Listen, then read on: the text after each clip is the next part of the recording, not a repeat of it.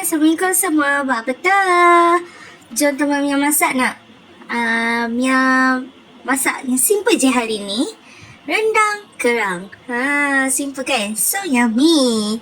So mula-mula kita panaskan minyak. And then Mia letak bawang putih, bawang merah, bawang holland, halia serai. And then tumis. Jangan lupa campakkan daun pula, kulit kayu manis dengan bunga lawang. Lepas tu Mia masukkan serbuk kunyit sikit. Kalau korang ada kunyit hidup pun boleh. Okay. And then Mia masukkan cili plant, daun 50. Baru betul daun 50. Okay. Yang ni korang tumis je. Tumis sampai dia garing, sampai betul-betul pecah minyak. Okay. Baru tak ada rasa bawang tu tak masak lah. Okay. Yang ni memang kena tumis lama je. Biar ada pecah minyak. Biar ada cantik-cantik. Okay. And then Mia tambah air lagi. Pecahkan minyak dia lagi. Okay.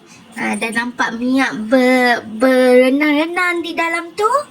And then Mia tambahkan serbuk cili. Serbuk cili ni sebab nak bagi colour dia cantik lah. Lepas tu Mia masukkan kerang. Kerang ni gemuk-gemuk weh. Sumpah. Mia tak makan kerang. Tapi bila Mia tengok ni pun Mia macam, oh sedapnya kerang ni. Okay, then Mia masukkan santan. Santan ni pun agak-agak dalam satu kotak lah. Okay, satu kotak kecil. Mia perasakan dengan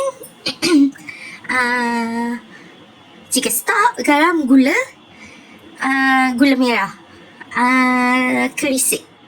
So, tapi itu Mia masuk berperingkat lah. Mia biar ada pecah minyak dulu. Memang lama. Masak rendang ni nak bagi dia betul-betul, nak betul-betul masak lah supaya tak cepat basi kan. Lepas tu Mia godek-godek lagi. Kerang tu Mia rasa dia tak kecut pun. So, Mia masukkan kerisik. Satu pack. Kerisik banyak, wangi weh. Sumpah wangi. And then Mia masukkan satu sudu asam jawa. Yang instant punya lah. Bagi dia ada rasa masam dia tu. And then Mia kacau-kacau lagi. Biar dia renyah macam tu. Mia tak cukup santan, kita tambah santan. Lepas tu Mia masukkan bawang holland dengan daun kunyit untuk bagi cantik lagi lah. Korang nampak tak? Cantik je kan? Okay, and then Mia kacau-kacau lagi. Agak-agak dah pekat. Okay semua. Mia tengok dia tak pecah-pecah minyak pula santan tu. Mia tambah lagi minyak. Nak bagi colour dia cantik. So, macam ni. Minyak dia pun dah pecah. Dah naik. Dah colour dia pun dah gelap lagi kan. Maknanya rendang kita dah ready lah tu. Ni Mia pakai api kecil je. Kalau pakai api besar memang hangit lah jawab punya kan. Lagi-lagi biarkan macam tu. Confirm hangit kalau tak kacau. So Mia memang pakai api kecil je. Biar dia didih macam tu. And then dah siap lah.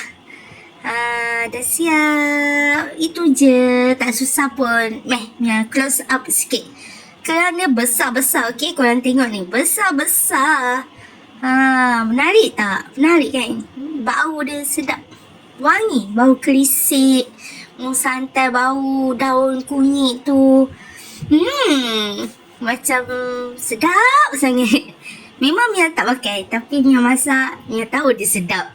Nampak? Tak kecut pun kerang dia. Besar-besar je. Okay, bye-bye.